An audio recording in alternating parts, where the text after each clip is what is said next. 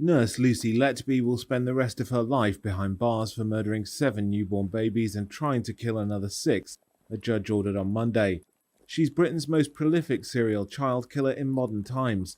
The 33-year-old murdered the 5 baby boys and 2 baby girls at the neonatal unit of Countess of Chester Hospital in northern England over 13 months from 2015. She injected the infants with insulin or air or force-fed them milk. In another, she killed 2 of 3 triplets. In 2 instances, she murdered 1 twin but failed in her attempts to kill the other. A handwritten note reading, "I am evil, I did this," was found during a police search of her home after her arrest. Whole life orders are very rare, and only 3 women in Britain have received such a sentence before. They include serial killers Myra Hindley and Rosemary West. The harrowing crimes committed by Letby, who was in her 20s when she carried out her killing spree, have horrified Britain. Earlier, the court heard emotional, heart-wrenching statements from the parents of those she murdered and tried to kill.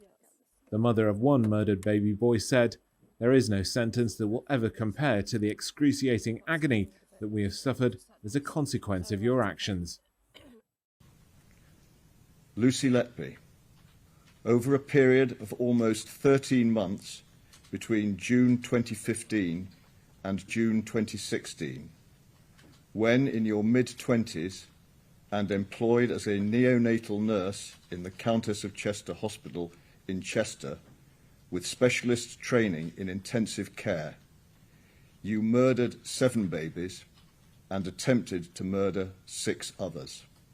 In the case of one of them, trying on separate occasions 2 weeks apart to murder her. You are now to be sentenced for your crimes. I order payment of the statutory surcharge in the appropriate amount. You acted in a way that was completely contrary to the normal human instincts of nurturing and caring for babies, and in gross breach of the trust that all citizens place in those who work in the medical and caring professions. The babies you harmed were born prematurely, and some were at risk of not surviving. But in each case, you deliberately harmed them, intending to kill them. In your evidence, you said that hurting a baby is completely against everything that being a nurse is, as indeed it should be. You also claimed you never did anything that was meant to hurt a baby, and only ever did your best to care for them. That was but one of the many lies you were found to have told in this case.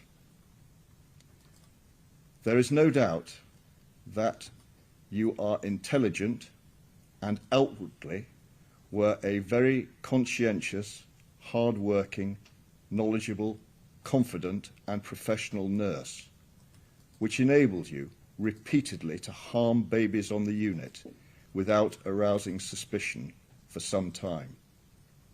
You prided yourself in your competence.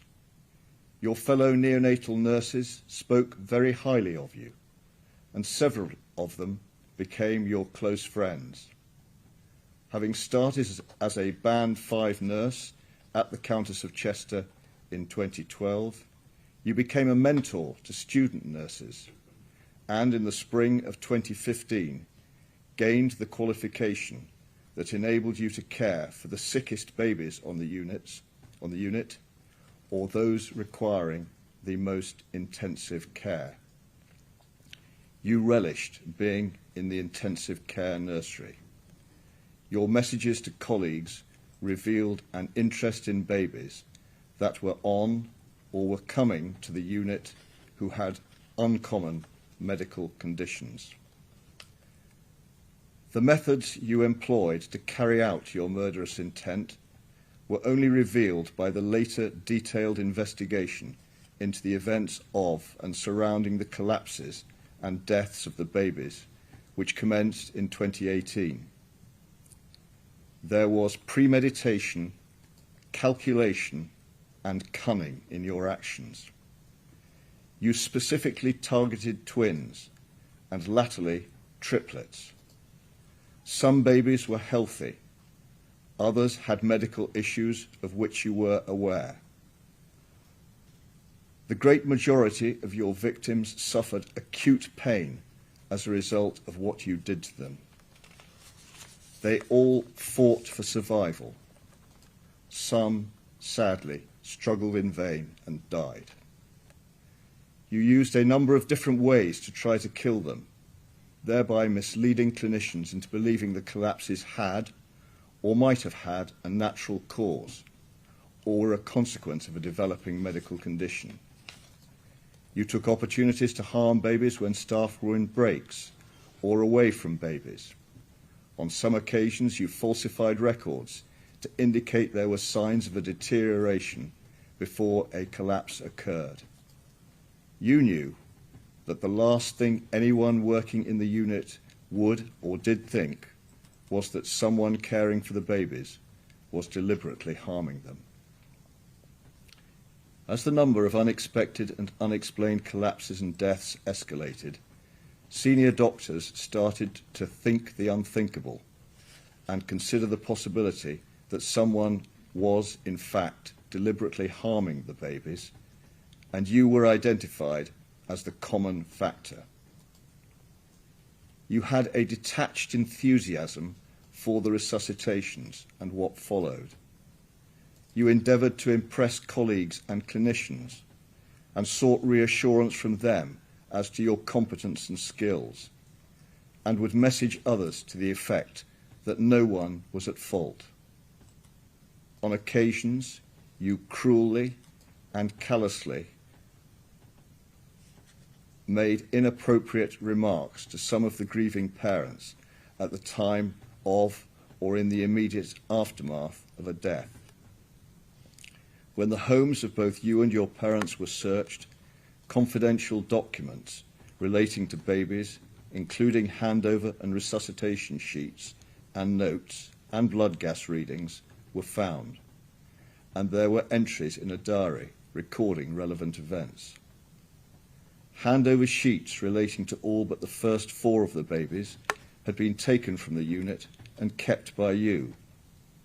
I am satisfied you started to keep these documents after those initial offences in June 2015 as morbid records of the dreadful events surrounding the collapses of your victims and what you had done to them.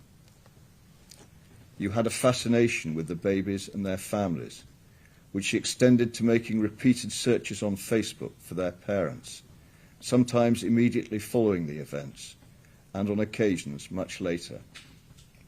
A piece of paper with dent writing on both sides, setting out your thoughts and feelings, was found in the first search of your home in 2018. Amongst the phrases you wrote were, "The world is better off without me," and "I am evil, I did this." The impact of your crimes has been immense, as disclosed by the deeply moving personal statements that have been read to the court this morning. The lives of newborn or relatively newborn babies were ended almost as soon as they began, and lifelong harm has been caused, all in horrific circumstances. Loving parents have been robbed of their cherished children, and others have to live with the physical and mental consequences of your actions. Siblings have been deprived of brothers and sisters. You have caused deep psychological trauma, brought enduring grief and feelings of guilt, caused strains in relationships, and disruption to the lives of all the families of all your victims. It is no part of my function to reach conclusions as to the underlying reason or reasons for your actions, nor could I, for they are known only to you. I must pass appropriate sentences according to law, addressing the seriousness of your offences, the facts of which I now describe briefly. The cruelty and calculation of your actions were truly horrific. After these last collapses and deaths, you were suspended from nursing duties, but but pursued complaints of being treated unfairly. When your home was later searched, as well as your 2016 diary, which contained references to long days on the 23rd, 24th and 25th of June, and to J, E and M, respectively, there were handover sheets over that period with resuscitation notes written on the back. All, I have no doubt, being records that you kept to remind you of the details of the consequences of what you had done to those children. For the offence of murder, the sentence is fixed by law and is imprisonment for life. You are now 33 years of age and were over 21 when you committed the offences. Pursuant to the relevant prevailing statutory regime, by having regard to Schedule 21 to the Criminal Justice Act 2003, I have to determine whether the seriousness of the offences of murder, individually or in combination, is so exceptionally high that I should not make a minimum term order and you should spend the rest of your life in prison. For offences of attempted murder, whole life sentences of imprisonment are reserved for wholly exceptional cases. Over a period of just under 13 months, you killed 7 fragile babies and attempted to kill 6 others. Some of your victims were only a day or a few days old. All were extremely vulnerable. They were in a hospital where others were striving to provide them with dedicated medical and nursing care. By their nature and number, such murders and attempted murders by a neonatal nurse entrusted to care for them are offences of very exceptional seriousness. The damaging impact of your actions on others working at that hospital, including those who numbered you as a friend, betraying their trust and creating upset and suspicion, as well as eroding confidence in clinicians and nurses generally, aggravates their seriousness. This was a cruel, calculated, and cynical campaign of child murder involving the smallest and most vulnerable of children, knowing that your actions were causing significant physical suffering and would cause untold mental suffering. You created situations so that collapses or causes of collapses would not be obvious or associated with you. You removed and retained confidential records of events relating to your crimes and checked up on bereaved parents. There was a deep malevolence bordering on sadism in your actions.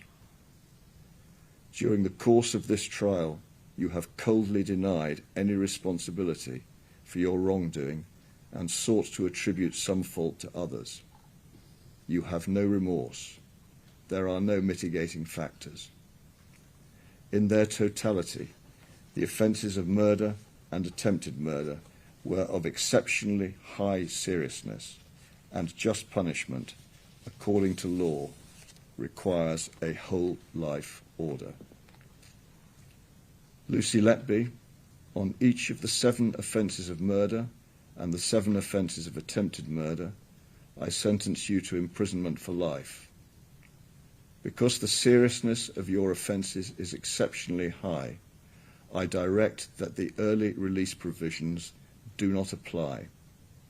The order of the court, therefore, is a whole life order on each and every offence, and you will spend the rest of your life in prison.